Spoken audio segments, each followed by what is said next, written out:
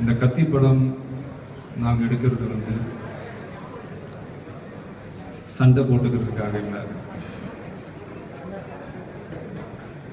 எல்லா தரப்பு மக்களும் அவங்களுடைய சண்டை சச்சரவெல்லாம் மறந்துட்டு நிம்மதியாக சந்தோஷமாக ரசிக்கணுன்றதுக்காக தான் இந்த படத்தை எடுக்கிறோம்.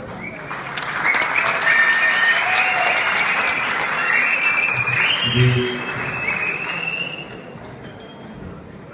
எந்த மக்களுக்கும் ஆதரவாகவோ எதிராகவோ இந்த படத்தை நாங்கள் எடுக்கலை.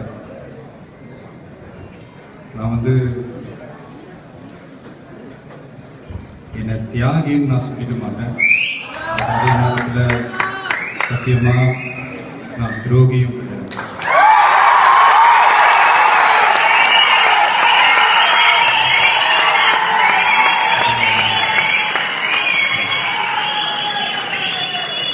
கேட்டாங்க நிறைய பேர், ஏன் நீங்கள் வந்து பேசாமல் சைலண்ட்டாக?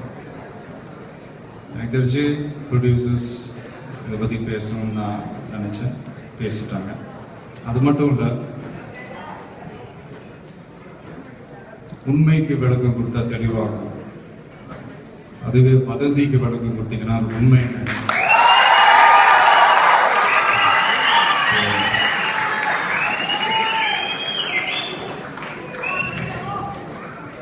தமிழ்நாடு, தமிழன்,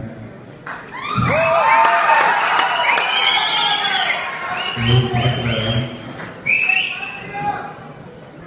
ஒரு ஜோஷியக்கார் சொல்வார், ஒரு 50 வயசு வரைக்கும் உங்கள் லைஃப் அப்படி இப்படி இருக்கும், அதுக்கப்புறம் அதுவே படைக்கிறது.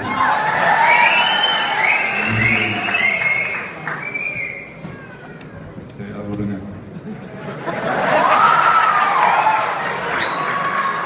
தேங்க்யூ. ஃபங்க்ஷனுக்கு வந்த அத்தனை சக நண்பர்கள், சக கலைஞர்கள், வந்திருக்கும் அத்தனை பத்திரிகை நண்பர்கள், முக்கியமாக பரபரப்பான ஆடியோ ஃபங்க்ஷனை ரொம்ப அழகாக நடத்தின ஆர்கனைஸ் பண்ண எல்லாருக்கும், காவல்துறையினருக்கும், என் நெஞ்சில் குடியிருக்கும்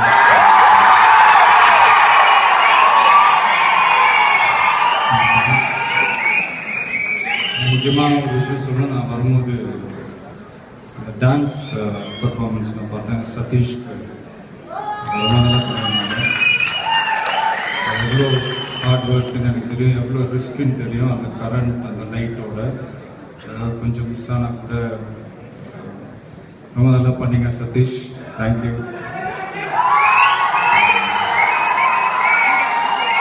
சார். சொல்லிட்டாங்க தீபாவளிக்கு வராங்க.